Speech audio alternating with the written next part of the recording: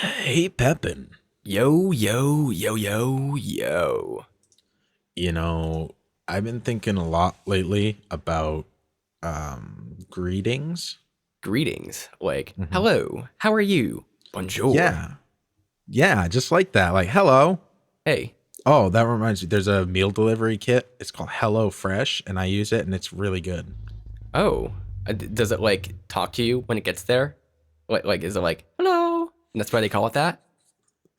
Nate, we need to talk.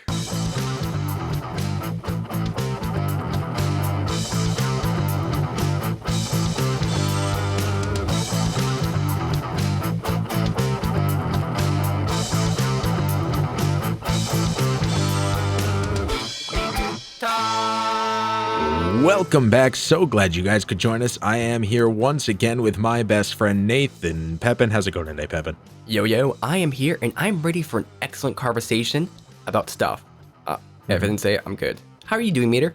I'm doing great, thanks. Yeah, cooking is a great place to start.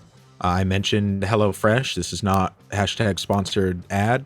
This is just straight up talking about the things that I've used. I also have used Blue Apron for a meal delivery service. Have you ever used any of those meal delivery, grocery delivery, anything like that?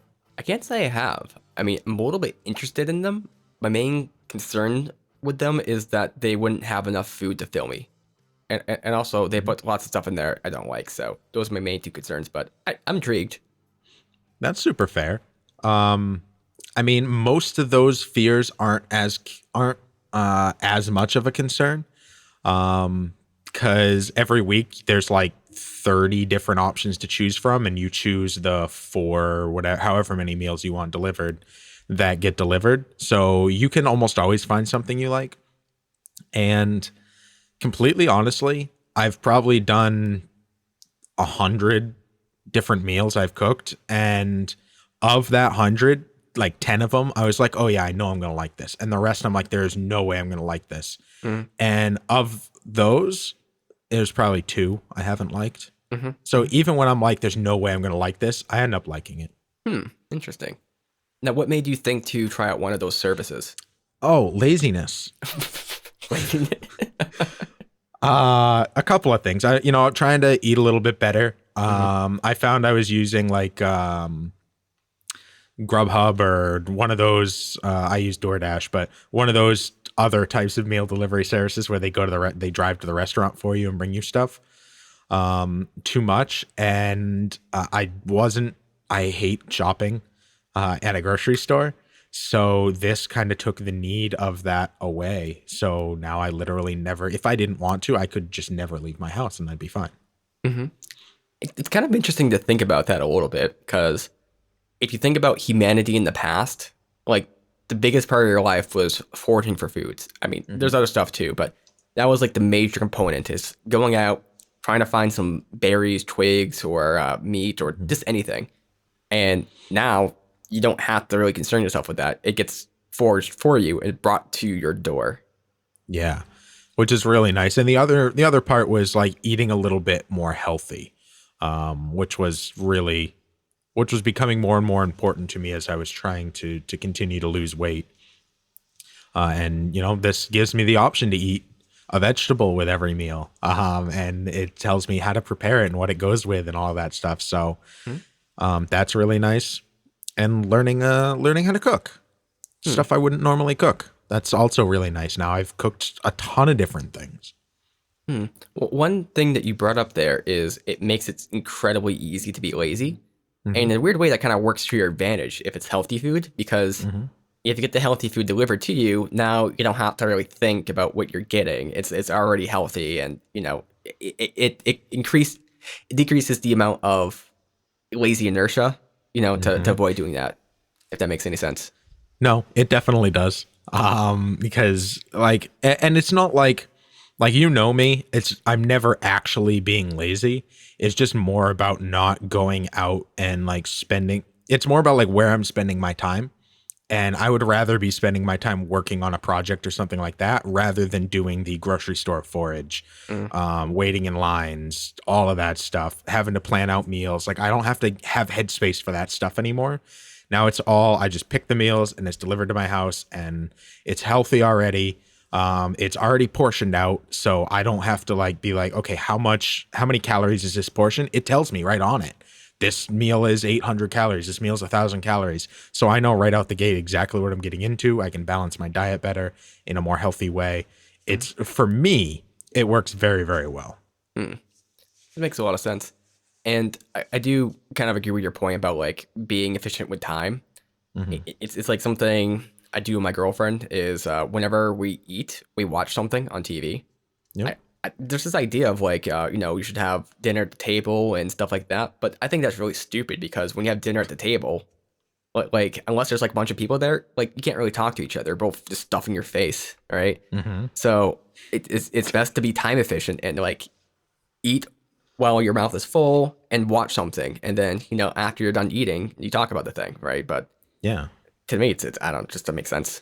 The first part of Netflix and chill should be eating. That's obvious. Anna in chat says never leaving the house sounds amazing, and that's kind of the code that I live by. Is if I cannot leave the house, I'm not going to, because why? It sounds very healthy. What makes that unhealthy? If I was gonna say I think we have this like exploratory kind of aspect to our brains that kind of need to be stimulated. I mean, getting outside is very healthy for your sleep, for instance, because you have to get enough sufficient blue light.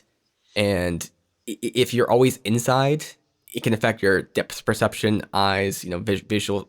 This is anything visual kind of related.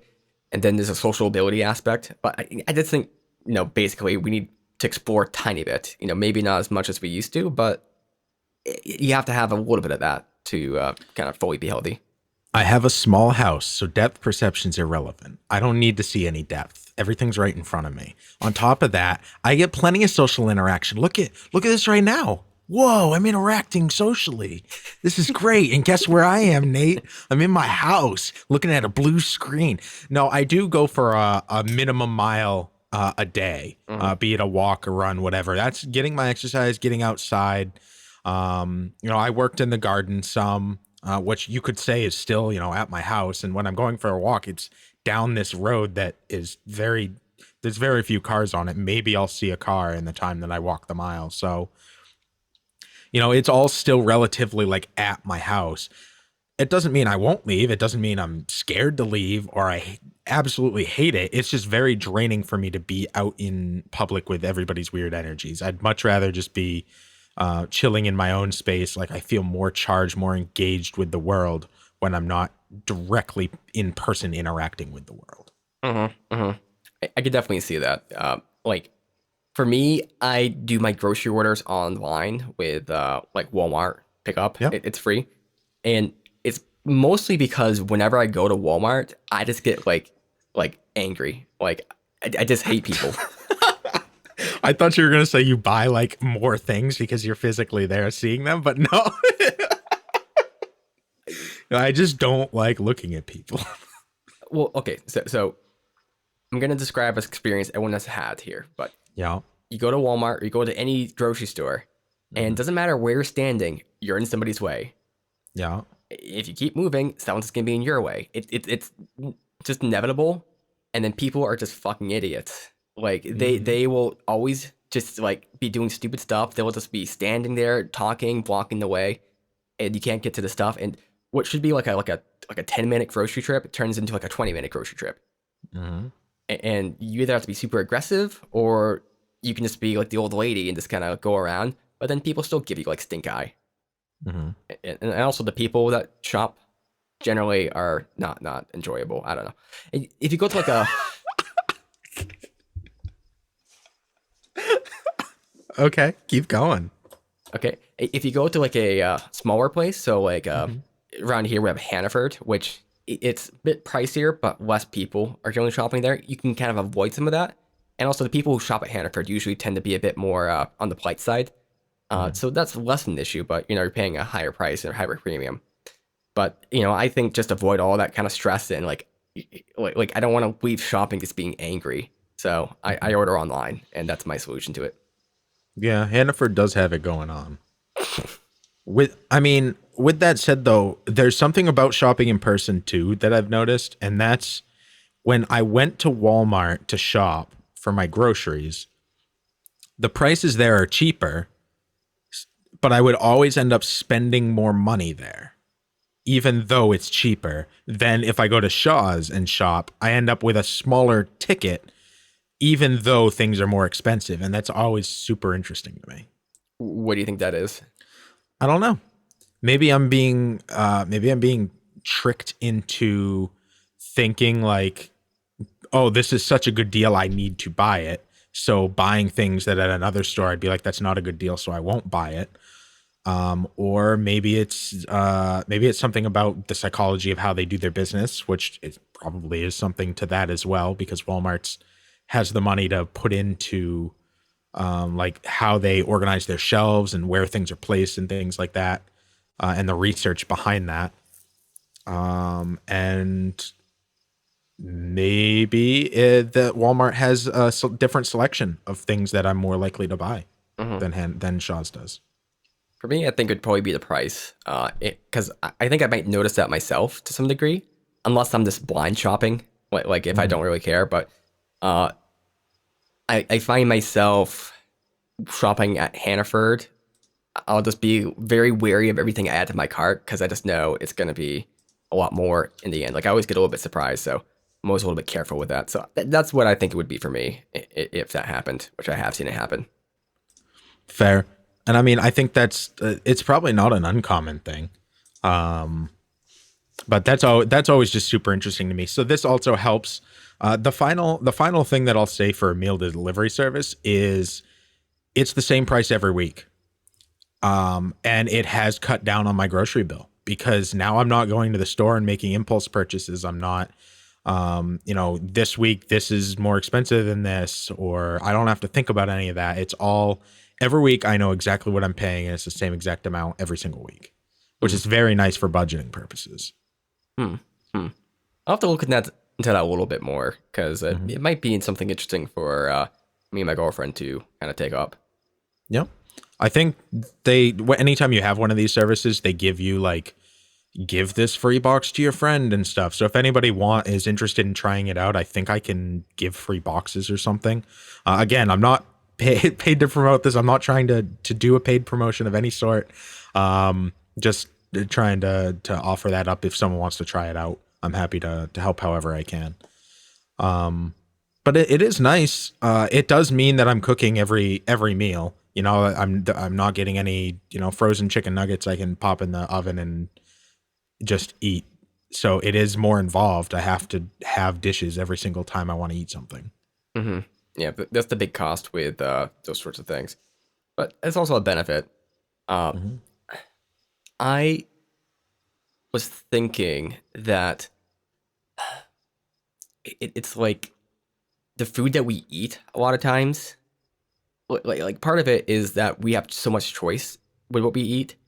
We get really choosy with it because like I myself, I don't like greens very much. Like I've tried to eat lettuce. I've tried to eat lots of things like that, like the healthier foods, and I can't. I don't like fish. I liked fish in the past, but I don't know. It just annoys me. So there's so many like things I don't want to eat, but I know that if I was on a desert island or if I was like just starving to death, like I would eat whatever is in front of me. And it's like a part of what I think the issue we run into in the modern world is we have so much choice and so much just like we can just be picky as we want that we just throw so many things off our table. Yeah. No, and I mean that it's nice and it's not nice that we can be that choosy because it does mean that you have the option to just get into a rut and always cook the same thing over and over, which probably isn't good for diversity of what your diet, which I imagine is probably important. I don't know. I'm not a doctor. So here's typically what would happen. So this is for the 28th, which is, in not this coming weekend, but the weekend after. So they pre-select 3 in case you don't select yourself. And I get 3 meals with 2 servings. So That's 6 total meals, and then I have one free meal somewhere in there. So a lot of times I'll go over somebody's house or order out or have somebody over or something like that. So on those days, sometimes I won't eat one of these meals. So this gives me the whole week pretty much for living by myself. You can change this to be more meals or bigger servings. So you could have 4 servings if you have a family or whatever, which is nice. But like, let's say, this cheesy smothered mushroom chicken with mashed potatoes and roasted carrots, that sounds great. Meatballs with bulgogi sauce, green beans, ginger rice, sriracha crema. That's okay, but I probably wouldn't want that, so I'll take that one out. Sun-dried tomato spaghetti with herbs, almond, and parmesan. That sounds pretty decent, but let's see what else they have. So they have all these other options that can be added in place of anything that you don't want, including some of these up at the top, which are premium ones. So like this one's a premium because it has like an addition per. So I usually skip the premium ones and just go because they have enough of like the really nice ones. Like, and then just pick one that sounds good. So because of this, like you can end up, and this isn't the same every week. So like this week it has all of these, and then next week there's going to be a completely different set of all of these different things to choose from. So the chances that you're not going to find anything that you like are very, very low. And even if it was something I'm like, I don't know if I would like that, a lot of times I do end up really liking it. So it all kind of works out in that way. Mr. Nick James says, my biggest concern is how the food delivery services keep the meat and dairy cold when delivered if I'm at work all day. Can you talk about your delivery experience with ingredients that need to be refrigerated? That is actually a really good question. So inside these packages, they are, and I could get a box, but I'll leave that there. It's a cardboard box, and inside the cardboard box is this like foil lined corrugated board all along the outside, bottom and top, that makes it very condensed. So it's like being in a little mini cooler. And inside that, there's ice packs on the bottom, which are like natural. You can dump them down your drain. Some of them are, you can cut them open and they actually are plant food inside, and you can like feed your garden with it, which was really cool. And then on top of that is the meat. And then they have a piece of cardboard, and then they have another cooler packs on top of that, and then all of the veggies and stuff, and then the corrugated top. So everything stays really refrigerated, and they're designed to be able to sit outside for it up to a full day. So if you are like leaving for an extended period of time, getting somebody to bring it in for you is a good call. Or you can actually change on this, like what day the delivery is coming, which I don't have that screen up right now, but you can, or you can skip one. So you can edit the delivery and you can reschedule it to be, oh, Saturday, I'm not going to be around. So let's change that to Sunday. And then I can just reschedule it then. I can skip the week and there's no cost. I'm not going to get charged for that week. Some weeks I'll have, like this week, I was out of town for several days, so I probably won't end up eating all of the meals. So maybe next week I skip my delivery, and then that way I get caught up with all of my meals, and it costs me one less box's worth. So they do a good job. To answer your question, they do a good job of keeping all of this really minimal. And dairy, I don't know if I've had any meals that actually have dairy in them. Other than cheese, I guess, technically. But then even then, cheese isn't as necessary to like keep like perfectly frozen cold. That one has a little bit more flex to it. But I've never had an issue where leaving it out for a day has made it like anything go bad. It's always still very, very cold. Now, what kind of foods attract you most, Meter?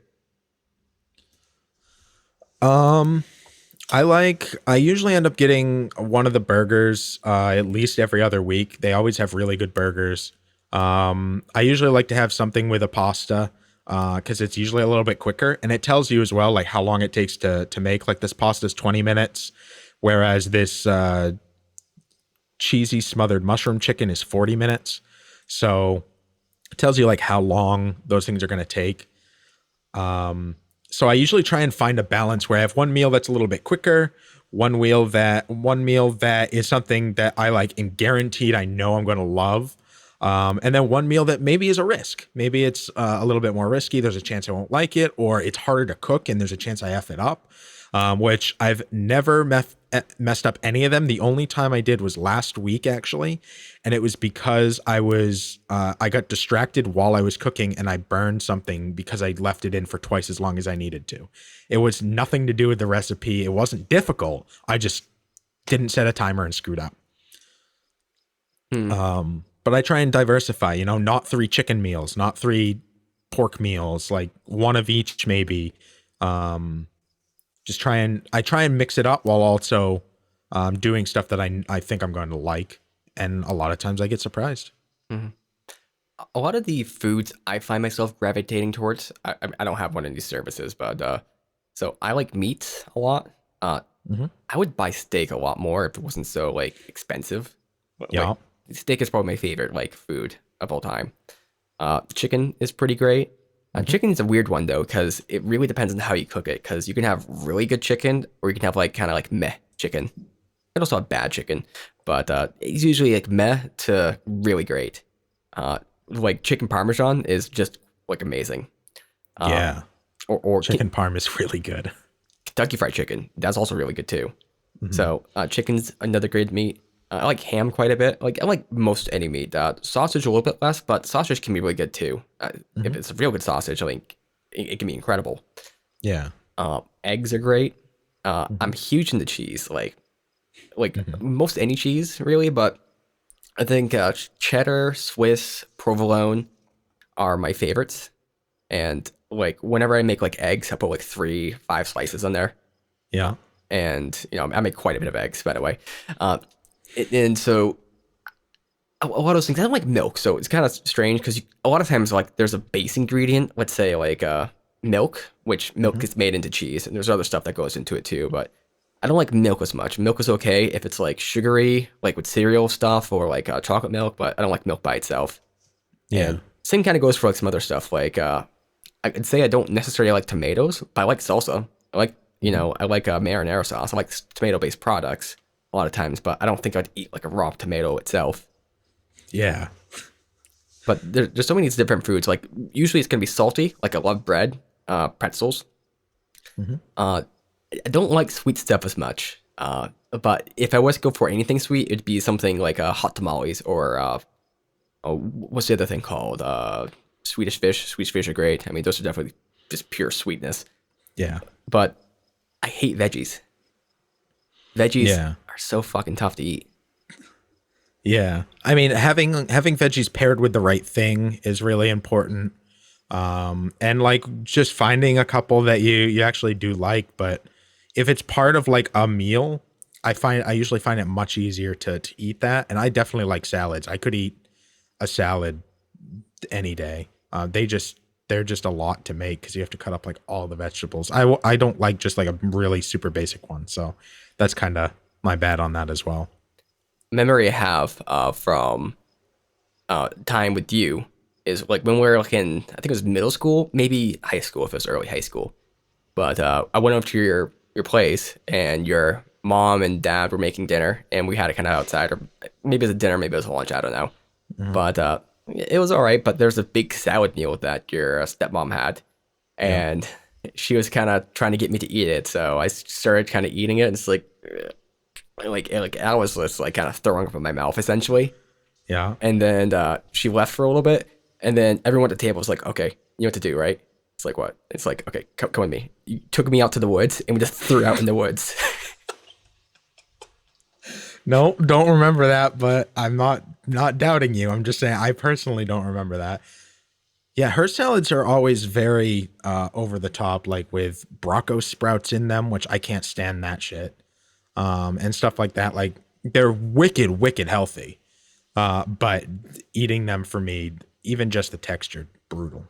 For me, like I wish I could eat salads, or I wish I wanted to eat salads, because that would be very good. I mean, it's kind of like I want to work out every day. I want to like study every day. There's things you want, right? but whether they're achievable for you is another thing, right? Yeah. And for me, eating salads, I mean, tell Not me achievable. not achievable. It's just impossible, man. I don't know. It's like you're essentially telling me to eat grass, right? And people are like, oh, Yeah. just put some dressing on there, or just crumpets Yeah. or something like that. And it's like Yeah, eat a crumpet. you're mentioning a point. You're making me eat grass. Yeah. This is what it feels like. Like, don't think I haven't like bought salads and tried to force myself to eat them for like 20 minutes, 30 minutes, and just end up gagging and spitting it all out. Well, that's a little over the top, Nate. You gag on a salad? Yes, What the hell's wrong with you? it tastes terrible. Okay. To each their own. What would you do if you ate like a clump full of glass? Would you just like kind of down it, or would you like end up throwing it up? I mean, I'd just eat it. I'd add Italian dressing and fucking go to town on that. We do have a question in chat from Nick James. Doing dishes every night seems like a daunting task given that I work a 40-hour work week. That's fair. If you don't have a dishwasher in your home, do you have any tips or tricks that help you keep the kitchen clean? That's a really good question. So I live in a trailer. The wideness of this room is the wideness of my entire house. And this screen is on one of my walls. So this is the full size of this room. And most of the rooms are about this size, including the kitchen. I do not have a dishwasher. So what I found super helpful is when I start up the stove, like the first step is usually, preheat the oven, or, put down the pan and start to heat up some oil on medium high. So while that's going on, I will start filling the sink. And I'll fill the sink with soapy hot water. And then as I'm cooking, I'll be washing simultaneously. So I'll be cooking a thing here. Okay, now I need to wait 5 minutes for that water to boil. So I'll be washing some of the dishes that I've made while I was cutting up vegetables.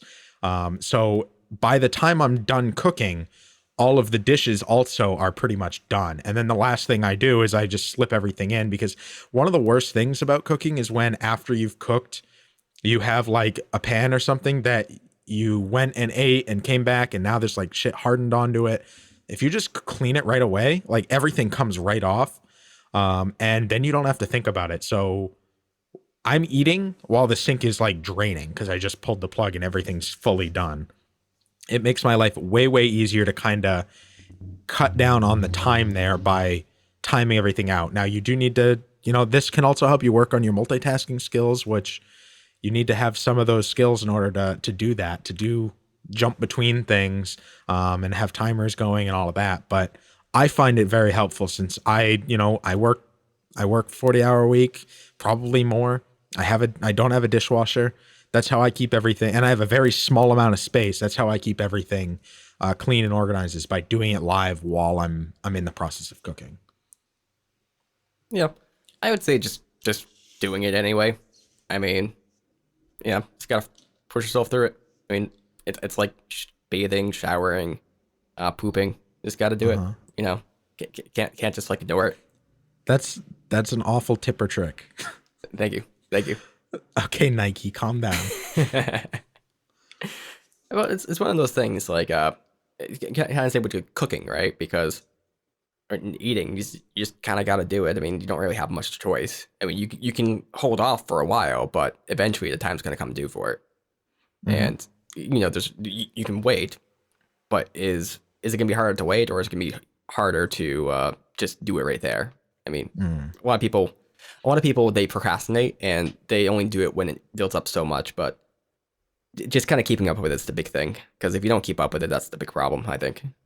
Yeah, so don't wait until it's overwhelming. Try and knock it off a little bit at a time.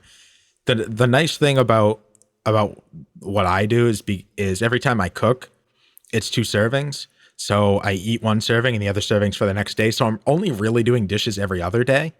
Now, if you're cooking this and you have a partner or you're cooking for somebody, maybe divide and conquer. One person's doing dishes while the other one's cooking, and then by the time it's done, everything's done.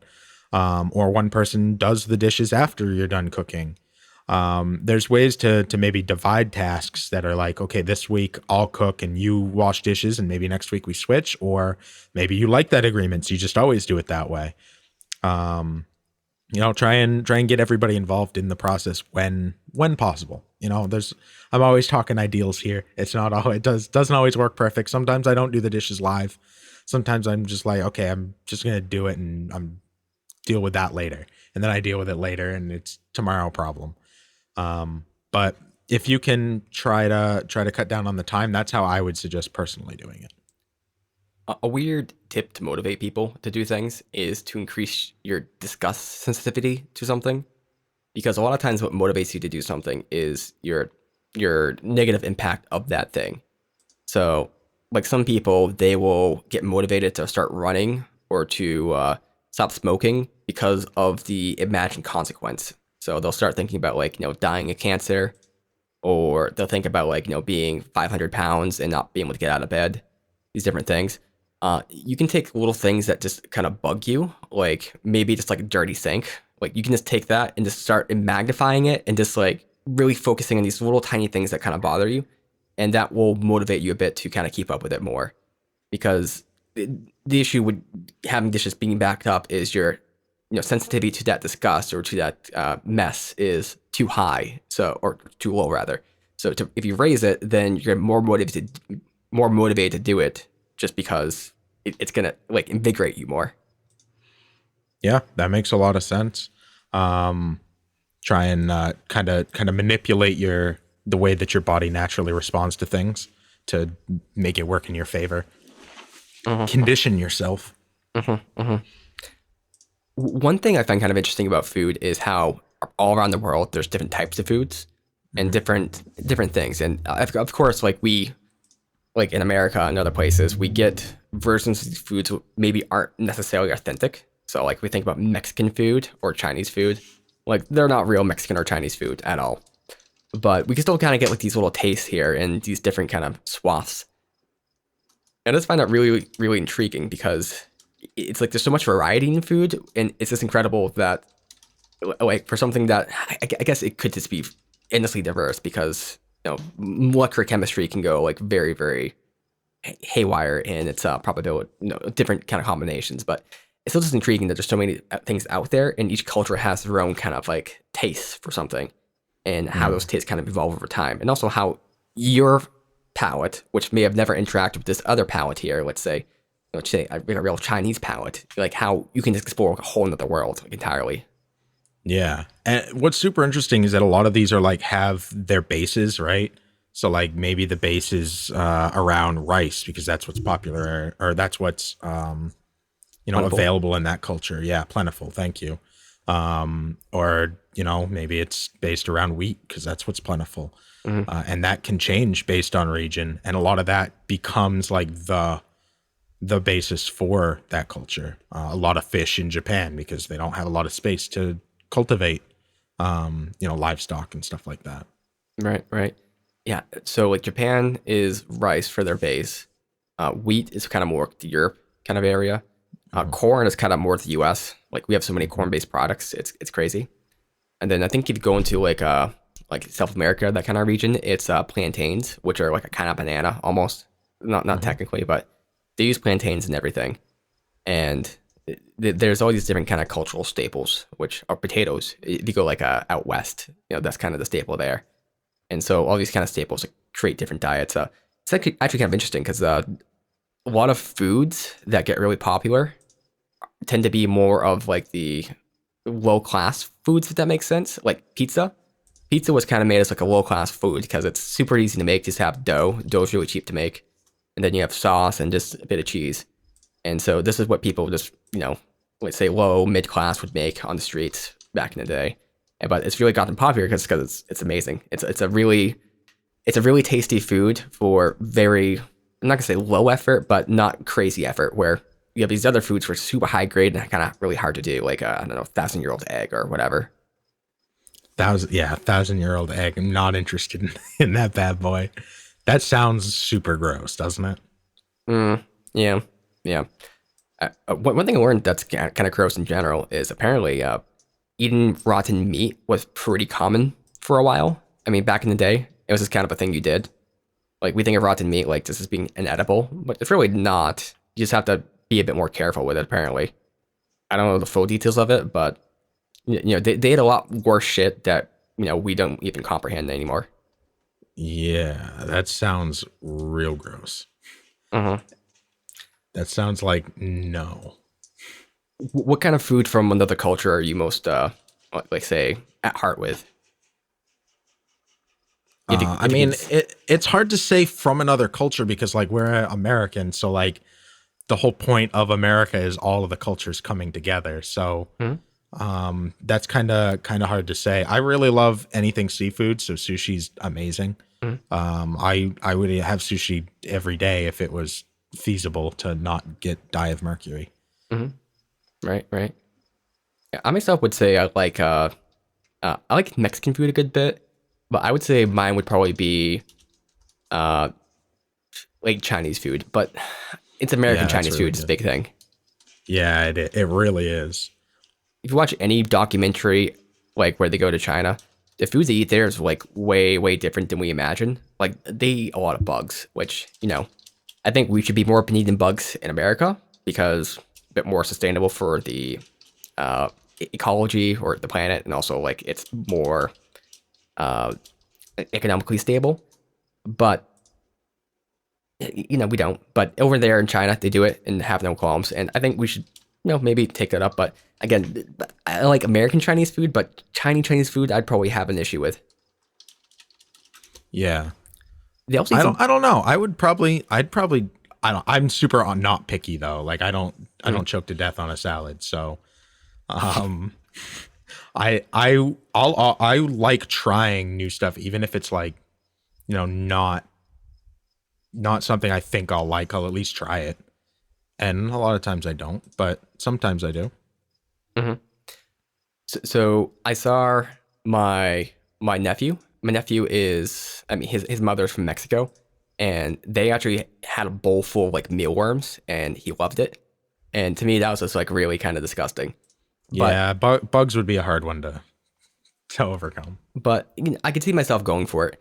I actually thought of this idea, which is kind of dumb, but the idea is that you could have like a competition to kind of like Americanize or kind of Westernize like bug meals, because bug meals are popular in 2/3 of the world, just not the Western world really, and that's mostly because bugs in the Western world typically are poisonous. Like we don't eat them for a reason over here, but over in those other places they aren't so poisonous and they're just edible. So that's the reason for the different cultures. But you could actually create like a game show or something where you have chefs trying to make like a bug burger that people can't tell is a bug burger in these different competitions. And that I think would help take out some of the ethicality if it gets popular. Let's say someone makes the ultimate bug burger and it becomes really popular, people want to try it out. Then you can maybe make, say, farming a bit more ethical and you can kind of have a bit more sustainability there. So I think there's something to be said with that. Mhm. Yeah, I mean they've kind of jumped over bugs and went straight to plant-based meat, True. which I think people find a little more palatable, and that kind of Mhm. resolves the same issues you're talking about. Um, so that it's all going to be super interesting how that pans out, and maybe I don't know if places will switch to just plant-based at some point, if the culture would ever shift that far. I don't imagine it would, but I don't think it's impossible either. I'd be okay with it. I mean, I've tried something called like corn, which is from some company. Okay, it's corn with a Q, but they make like these corn dogs. I don't know why you're cracking up. Because it's just the statement of I tried this thing called corn. It was made by some company. I don't just like imagining an ear of corn. Okay, but what they do is they make like vegetarian meat-based products. Mm-hmm. So they made like this. They have this corn dog product where it's like a corn dog and it has like the little hot dog portion, but you really can't tell it's like a plant-based product. I also think it tastes a little bit better than a real hot dog. 'Cause hot dogs kind of taste like shit, I think. But that's one instance. And if we had lots of foods like that, like I don't see a reason necessarily to choose the meat-based product. There's also one other thing with that too, where they're making products out of plants, but they're also experimenting a bit with homegrown meat. Like so, if you take like a stem cell, you can kind of create that stem cell to kind of like reproduce. And if you do it with certain muscle cells, you can get those muscle cells to just kind of like create like a layer of meat, and you can just start farming meat itself without having any like brain attached to it. Just a meat farm. And I think that's a really good idea because then you take out some of the ethics of it as well. And also you get like real nice meat, and meat's pretty good for you for the most part. There's something really creepy about that, though. What throws you off about it? It's just meat growing itself. I don't know. There's something in my brain that is like, that's gross. Well, that's what we are though. No, we got a brain. Okay, true. So For some reason, that makes a difference. I can't explain it. I'm not trying to explain it. I'm just saying how I feel. I don't think it's creepy at all. I think it just makes perfect sense. It's a great thing to capitalize on. And you can also do like lots of weird stuff with that too. Like maybe you create like a meat muscle, and then you can put this muscle in like certain places. I don't know if that's getting a little bit crazy, but you can create these biological systems like by growing meat that way. Now I'm going crazy, but Yeah. Are you talking about adding muscles to a robot skeleton? yeah, something like that. Okay. So you want to grow a human that has a robot body. That'd be amazing. Why would you add the organic component at that point, Ethan? Like, Science. oh, okay. My bad. But you could also maybe even start growing like limbs. Maybe get somebody's like genetic material, and you get it to grow like a, I don't know, like a calf muscle, and then you can use that calf muscle to replace somebody's calf muscle. No, that would be really cool. Aside from cooking, like I found I really like cooking, but I would much rather cook for people than for myself. Like if I cooked and didn't eat any of it and just like had other people eat it and enjoy it, I wouldn't mind that. I like cooking more than I like eating the cooking. That's strange. I hate cooking. I like eating the cooking. Oh wow, well, it sounded like a perfect pair. Yeah. Why do you like cooking? I don't know. I like cooking for somebody, I guess. Like I don't know. It's that I like doing service-based labor. Serving people is like is my biggest passion. So I think it falls under that, and like especially when it's something that somebody can enjoy and it nourishes them. There's like so many aspects to cooking that are like such a big benefit to somebody that, and a lot of people don't like it. I just really, I definitely enjoy the service of giving somebody something that they enjoy eating. There's kind of a meme with that because people who are in like the chef industry, a lot of times it's not a very thankful job, right? But then there's kind of like this epitome where people can kind of touch other people's hearts through cooking. And I think it's a little bit of just like polish that gets added on like Hollywood kind of stuff, like like Diamonds Are Forever. Like that's a Hollywood creation. I think it's a little bit of a Hollywood creation with that too, like this kind of glorifying chefs and things to do. But it's also true too, because I know of some people who have like had a dish and reminded them of something their grandmother made, and then they get this like very very emotional over that because this brings back all those memories. And food, I think, sometimes can touch people in those ways. Yeah. And I mean, it touches like all the senses, right? So that's super interesting because especially with memory, like smell is the number one trigger of memory, and one of the strongest. So sometimes you can smell something and it brings back memories you don't even know you had, and that's super powerful. And then it has taste, it has texture and feeling. You can look at it, and if you present it right, it can be pretty to look at. Like it's wonderful. Sound is really the only one that's not super ingrained in cooking, but sometimes just hearing cooking can be nice too. Hearing the sizzle of meat on a grill is really like that's a summer sound, you know? Yeah, I definitely agree about that because it's like, have you ever gotten one of those dishes where they bring it out and it's kind of like on the hot plate and it's kind of like doing the gold grill sound? Yeah. Like you're just like, oh, this is gonna be good. Yes. Also, like, have you ever done hibachi? Yeah. hibachi is amazing for that too because you see everything. They do lots of cool stuff and tricks too, Yeah. but you also hear the sizzle and like all the little things within, fire burning. So many different little aspects to it just kind of like get you like enticed into it. Yeah. No, that's like that's a full event. The hibachi, they've done a great job with making that not just like it's an eating experience, not just like a meal, which I think is the biggest draw of that. Separate from cooking, but kind of in the same vein as baking, right? hmm What's your experience when it comes to baking? I don't have much experience, if I'm being honest. Like I've made cakes and stuff in the past. I may have made bread with my mom at one point, Mhm. but I think the biggest thing I've experienced with it's not quite baking, but making pasta. Mhm. Kind of along the same, like a similar lines.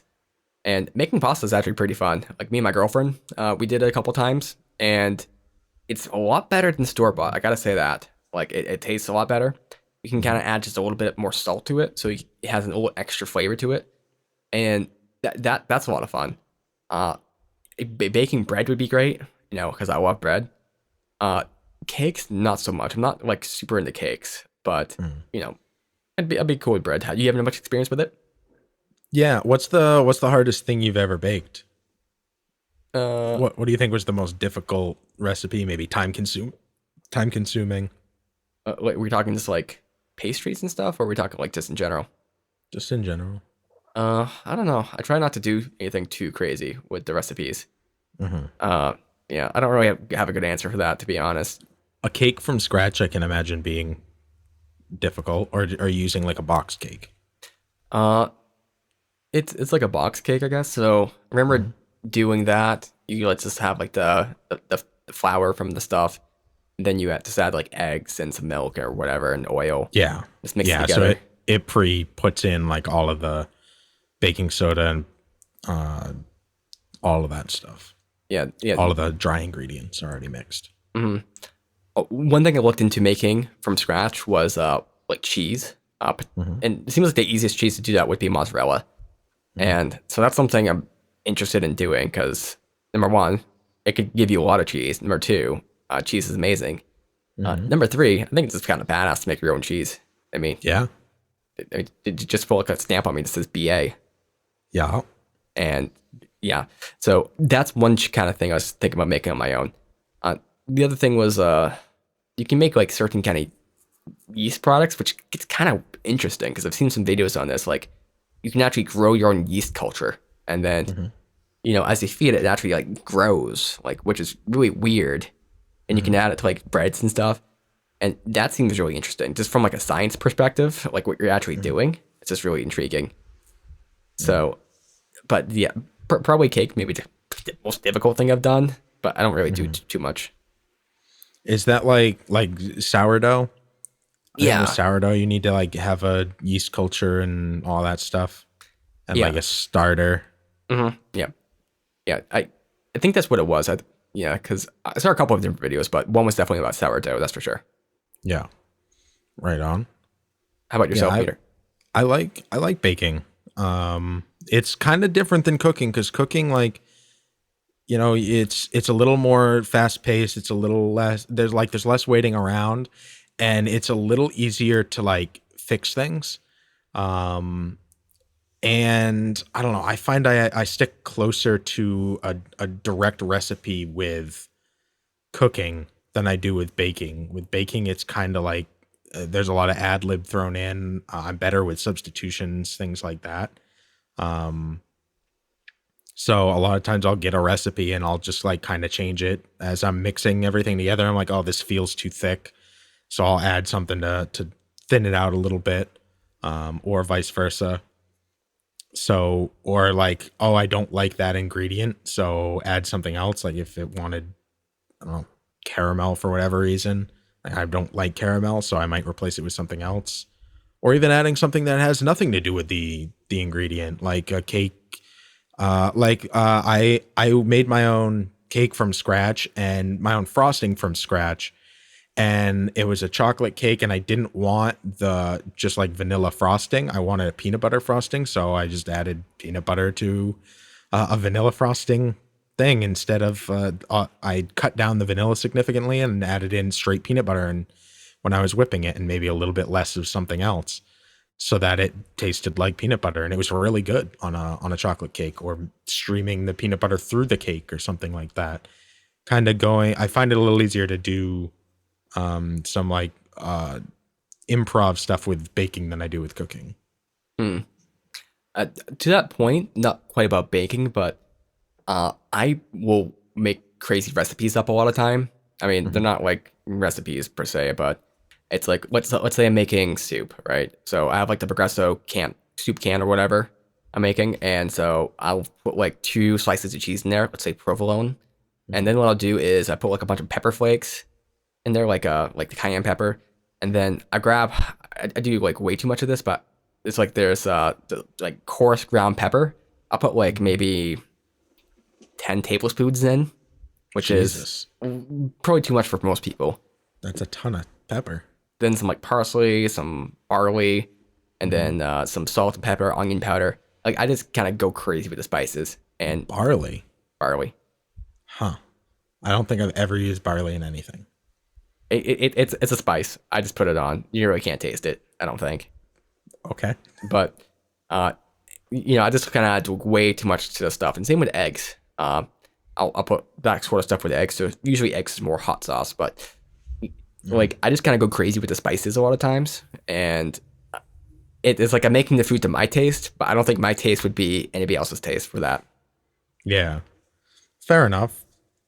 I can usually think about like what would taste good. Again, it would be to my taste, but most of the time people, I'm able to be like, okay, this is a fairly like mainstream. Everybody would like this, or this is something like I would specifically like. Or if I know somebody well enough, this is something that they would like. I can sometimes get in there. I used to make ramen, and you know how after you make ramen, it's still like a lot of water in there. Yeah. In the pot. So drain out just a little bit of it and still leave like a decent amount of water in there and add in shredded cheese and stir it up, and it thickens the water. And the water helps melt the cheese evenly. And if you add enough cheese, it will coat the entire ramen with cheese. And while it's hot, it's like insanely good. It's not, there's no more water. It's all been soaked up by the cheese and the noodles. And then reheated, it's like there's like a layer of cheese in all of the ramen. So like if you reheat it or even eat it cold, it's like you can cut it like a pie pretty much. And it's really good. You would love it. Yeah, that one sounds incredibly tasty. Like, You would, I know that. you would love that. Yeah. I'll make that for you someday. Yeah, that's an amazing one right there. And I'll add a bunch of hot sauces. I have some special hot sauces from hot sauce, New England hot sauce, based out of New Hampshire. They sent me some and they're amazing. I still find it amazing that people like hot sauce. Like I'm a huge hot sauce person. I used to have hotter hot sauce than I do right now, but it's like there's just something about it that draws it to me. And it's like I see certain like types out there and I just try it out. I actually tried out a little bit of ghost pepper recently. I mean, just a small amount, and that stuff is really hot. Yeah, it is. But I think my favorite hot sauce would be probably cayenne. It's probably it's kind of like a safe go-to. Like you can't go wrong with that one, and you can put it in pretty much anything. The other would be what's it called? Habanero. Habanero is amazing too. Yeah, habanero has a really good flavor. It's really hot. It's hotter than a habanero than a jalapeno, like by a lot. But the flavor of it is really good. Oh yeah, jalapeno is really good. Yeah, habanero is underrated for its flavor. Like the flavor is just like amazing. I think most people can't get past the heat. Yeah, that makes sense. If you can get like certain habanero hot sauces that are not as hot, but it's hard to find. Actually, this is one that I use a lot. It's what's the El Yucateo? I don't know how to say it, but this is a pretty popular one. You see this in most grocery stores, and this one's just amazing. Like I put it in everything, but it is pretty hot. But there's been some out there I've tried that are like easy. New England hot sauce has a habanero mango one, and the mango like cuts down the heat of the habanero but doesn't get rid of the flavor. So it's really nice for somebody who likes the flavor of habanero but can't stand it, doesn't like the heat. I think you and I both like the heat, so that's not really too much of a deterrent as long as it's like edible. Yeah, yeah. The only thing that I have a hard time with the heat, so I'm good with the heat like everywhere, but sometimes you get at the very tip of your tongue, and for some reason that part of your tongue is just like about 20 times more sensitive than any other part, and you start dying because of that. Or sometimes there's little parts on your lip that will kind of do it too. But you know, like I can handle heat for the most part, but it's not on that one part of my tongue. The heat in the mouth is never the issue for me. It's the acid reflux that I have Oh, yeah. repeating back on me. Like it screwing up with my stomach is what gets me. Yeah, yeah. No, I get I you. think I think the hardest thing I ever baked was croissant. I made croissant dough from scratch, and that's a 24-hour process Oof. because you have to like mix the ingredients and roll them out and then put it in the fridge and then fold it and then put it in the fridge and then fold it and then put it in the fridge. And like every time you're folding it, you're rolling it back out. And then there's like a 24-hour wait period on the final one. And then you can start cutting into strips. It's like, it's crazy, but dude, unmatched how good these are. Especially if you like fill them with chocolate or something. Or I had like little Reese's peanut butter chocolate chips. And those were amazing inside the croissant. Unreal. One last little subject here. So something I'm amazed by is all the things that people eat and how we found out these things are edible. And I think a lot of it makes sense, right? Because we evolved over time, and so we kind of have a natural instinct of what's edible and what's not. I mean, not fully, but some of the things like people like realize and this thing to eat is just I don't know. I can't even understand it. Like the fact that we can manufacture chocolate out of chocolate, like cocoa beans, like that's pretty weird and interesting. If you think about it, like logically, with chickens, there's that joke like, who's the first person to say like, next thing that come out of that chicken butt, next thing that's gonna come out of that chicken's butt, I'm gonna eat that, and just happens to be an egg. I mean, I don't think it's like that much of a mystery with some of those, but just some of the things we like actually consume, it is very, very interesting. Yeah, I mean, it seems like we've probably tried to consume everything. I guess the only thing we really don't eat is wood, right? I mean, that's not completely true though, because cinnamon's like tree bark, right? And we kind of ground it up, so not fully true, but very few things we don't eat. Grass, Yeah, is one of those. yeah. I mean, it a lot of times it comes down to like, is there any nutritional value or taste value in it? And a lot of those things you just mentioned, there's no. But I think like human instinct is like, can I eat it? Can I fuck it? And like those are the first two things that humans think. So like they're gonna try both.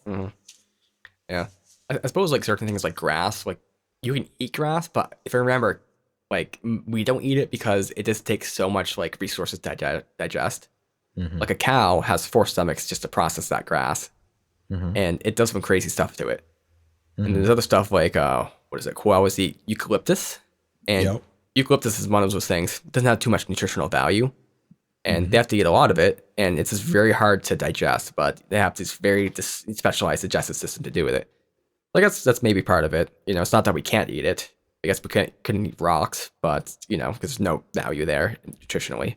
I mean, we use salt on just about every meal. Okay, Steve, you're pointing. You just proved me wrong. And I said, stop. That was too good. And I mean, like with eucalyptus, like there's no nutritional value in that, right? And that like koalas have to eat like an insane amount because of that. But celery, they say it takes more calories to eat it and process it in your body than it actually has in it. So it technically has like negative calories to eat that. So I think that even like there not being nutritional value a lot of times doesn't even matter to humans. It's like, is it something we like eating? Yes, then okay, they're gonna eat it. Like yeah. Celery is like a great filler vegetable because you can throw into anything and it may not sustain you over the long term or anything, but it can fill your stomach, and sometimes that's what eating's about. It's more filling your stomach. Yeah, and water is great for that. Mhm. If you haven't yet, anybody who's listening right now, take a drink, take some water, drink some water. You can use more water. Nathan, good job. That diet mountain water.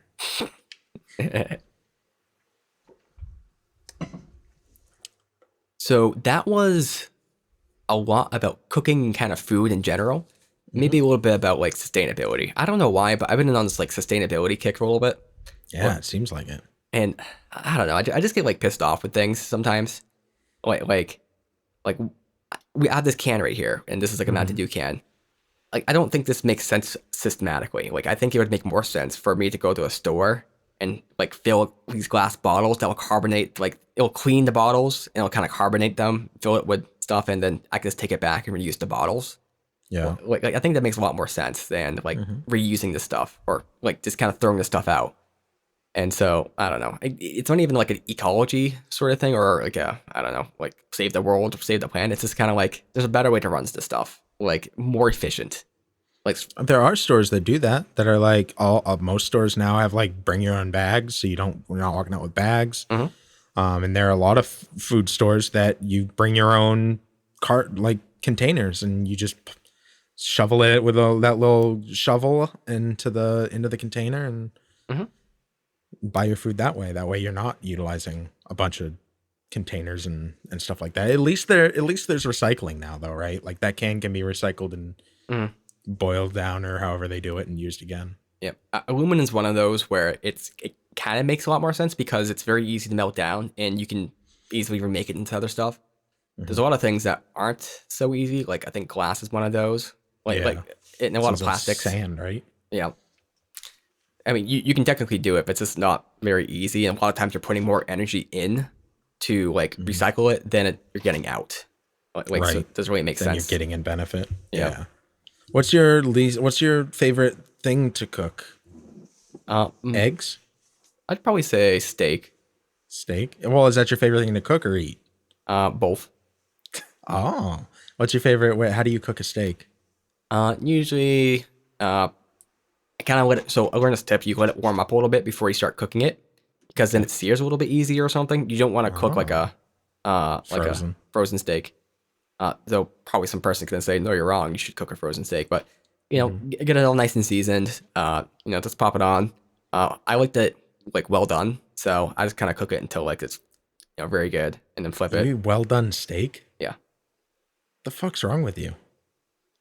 I have like a phobia of like uncooked meat, and I don't know if I ever told the story before, but I ate like raw chicken once, and it made me really sick. I think ever since that point, I just can't stomach like anything that's raw or rawish. Your favorite food is a steak, and you always eat it like very well done. Yeah, well done. I can stomach it if there's a little bit of pink in there, but if it's just like pure pink, like I just start like kind of I don't know. It's very hard for me to like put down. It just feels wrong. Yeah. Having it well done feels wrong too. See, I don't know why everyone's on that kick because it just doesn't taste that great. Because then Rare. it's chewy and there's not as much flavor, and it's just not. It's like takes most of the flavor and the juices out of the meat by cooking it that long, and then you're chewing it for longer than it took to cook it. So you don't want to cook it where it's chewy. I mean, I guess it depends on the grade of the steak that you're getting, but I haven't had that issue. And at the very least, whenever people make steak for me well done, it's very, very easy to chew. But I can imagine that with cheaper steaks. The chicken I make, most people probably wouldn't enjoy it too much. Like when I cook it for like other people, I can kind of get it to the right kind of like temperature and everything. But it's like when I cook it for myself, like I overcook it and it kind of gets a little bit maybe too chewy for most people. And so, but I don't mind it. I really don't like super juicy chicken, like super juicy, just watery chicken. Like I don't know, that just kind of creeps me out. But again, I ate raw chicken once, and it was. Why did you eat raw chicken? So okay, this goes to a story here. I was making chicken in the apartment I used to have, and I didn't know the oven wasn't that great. or how not great it was. So I cooked this chicken for about 2.5 hours, and it was How like not? Wait, what did you have it on? Like one? I had What it degree? 400 degrees. So For 2 hours? yeah. Jesus Christ. Okay. Well, what's moral of the story is the oven was broken, and I didn't know. Yeah. So Okay. because I was following a recipe, right, and so it seemed to be cooking not as fast as I wanted to, and I kept on testing it out a little bit, and it got to the point where everything was like white after like the 2.5 hour mark or whatever, probably 2 hour mark to being honest. And I'm like, okay, so it should be good then, and it's Yeah. kind of like sliced into it, and you know how like you have like one of those kind of big ham roasts or whatever. Mm-hmm. It was kind of like that texture, if you know what I mean. Okay. And I just kind of ate it, and Yeah, that's not good. it was not good, and No. I got sick. Yeah. Yeah, Yeah. If there's one meat you want to make sure is like very, very well cooked, that's the one. You can eat raw fish, you can eat raw, even regular like steak meat or, mammal meat, but chicken, bird, no, that one you want to make sure it's cooked good. and I wouldn't have like usually eaten it. Like I knew something was off with it, but I just kept on eating it because my thinking in the back of my head, I wasn't thinking this through. I cooked this for 2 hours. It's got to be done by now. That was my reasoning. Nate, we need to talk.